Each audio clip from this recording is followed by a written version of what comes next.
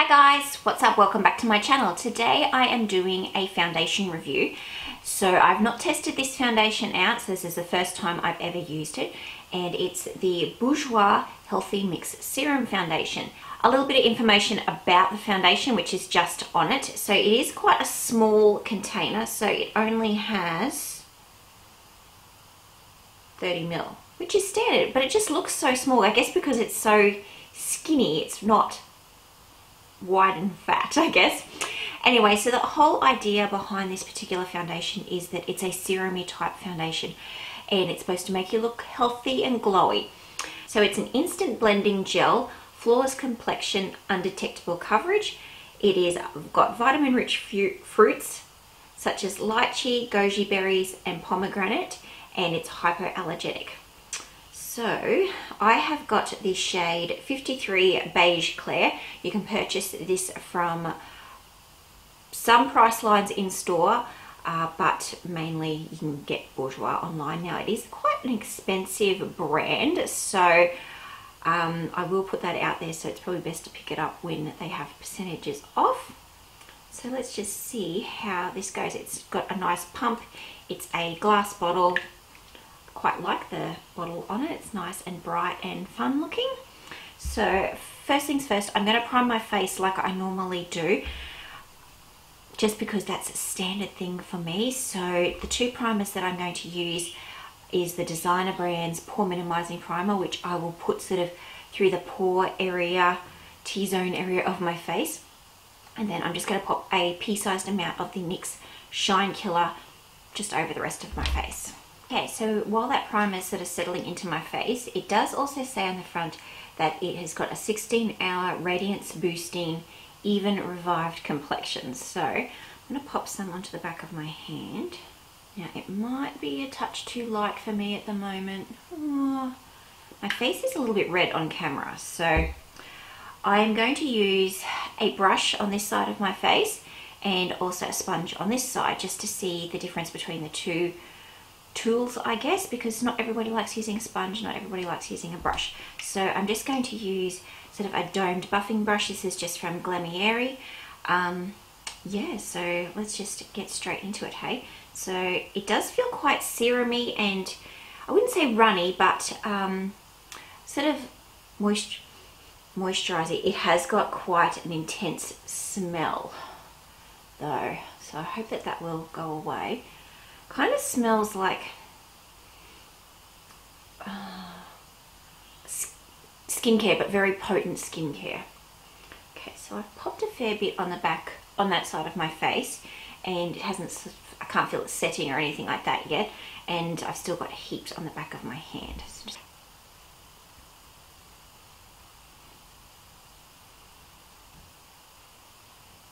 now that's given one light layer of very light coverage. It's just sort of evened out my skin tone, which I'm sure that you can see there. A little bit more on.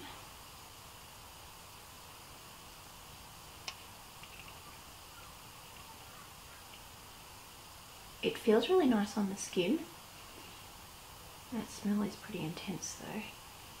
Hopefully that goes. Got a hair on my face here.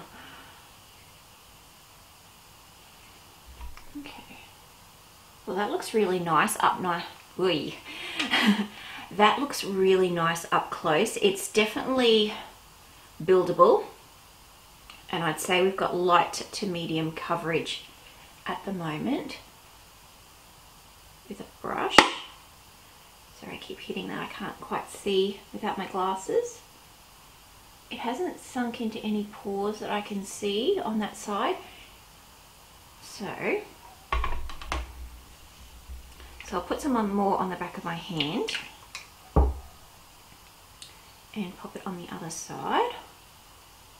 And I will apply this side with a sponge and see if there's any major difference. I do like the way it's sitting on my skin with the brush at the moment. So I'm just going to use a Real Techniques. I think this is the sculpting sponge or something. Just using the flat side Press it into my skin.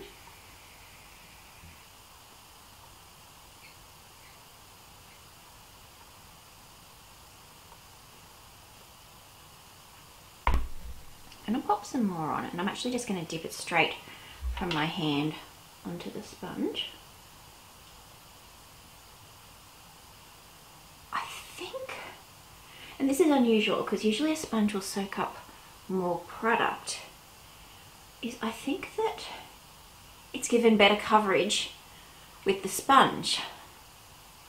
Can you see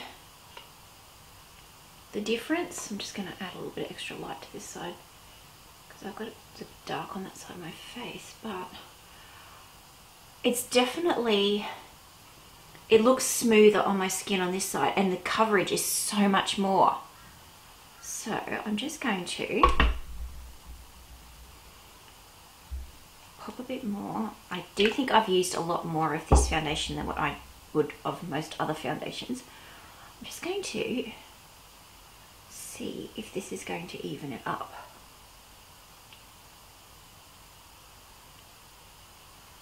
Usually a brush gives a more intense finish because it doesn't soak up as much of the product as what a sponge would. Oh my goodness, I really like the way that that is looking on my face. It just looks really healthy. I don't look shiny.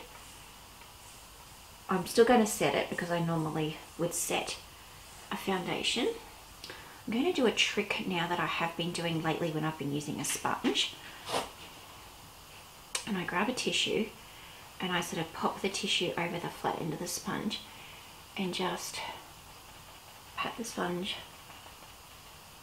with the tissue over it over my face, and it tends to pick up any excess that is sort of just sitting on the skin and helps mattify it down without sort of leaving, and then just go back over the top, make sure that there's no like tissue marks or anything like that.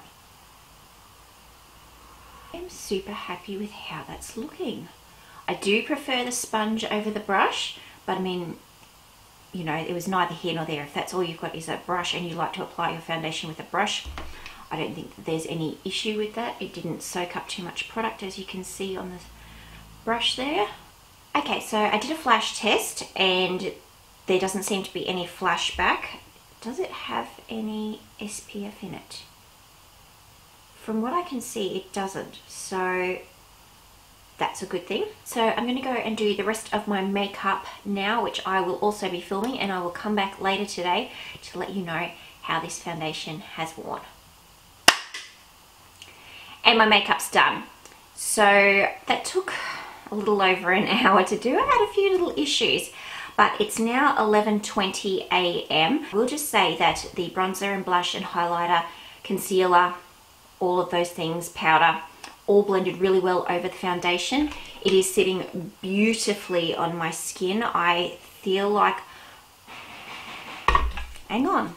Right, I was interrupted before by the postie, dropped off some stuff, came back and my card was full and my battery needed to be recharged. So by the time I had done all of that, it's now 4 hours later. So you would have seen that I was happy with how it was all looking. So I will just give you a quick update on what the weather's like today. It's been a very cool day. It's probably only hit a maximum of about 23 degrees.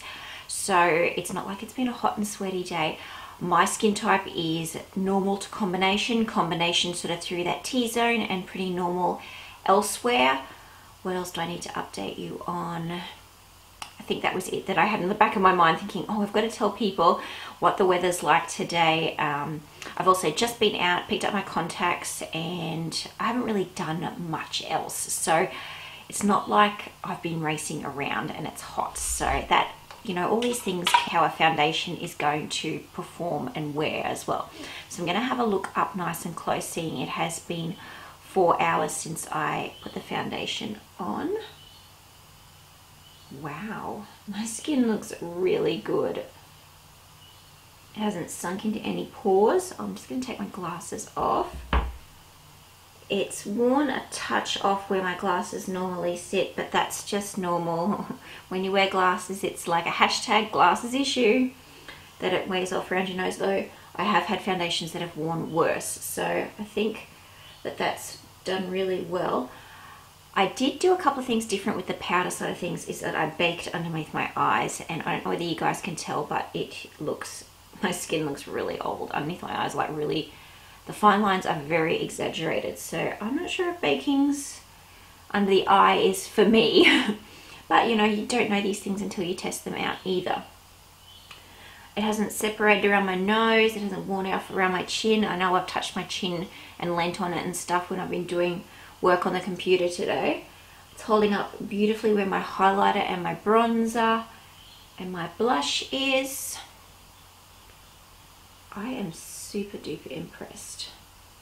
My skin still looks like skin. It doesn't feel oily or anything like that. I will just grab a tissue.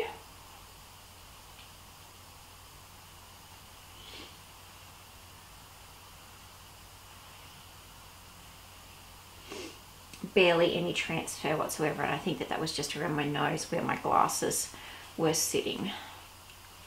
Pretty impressed so far, and it's the 4-hour mark, so I will come back later today and let you know how it goes. Guys, so I'm back now for my final check-in. It's now 8:10 at night, so the foundation has been on my face for probably about 8 hours, so I haven't touched up since, what time was it, 2 o'clock, so that was 4 hours, and I had spaghetti for dinner, so I probably was wiping my face, and I can see in the viewfinder here that it looks like it's worn off my chin. So let's have a look nice and close. I'm just going to turn my lights off on my mirror. Oop, I think I'm going to need them on.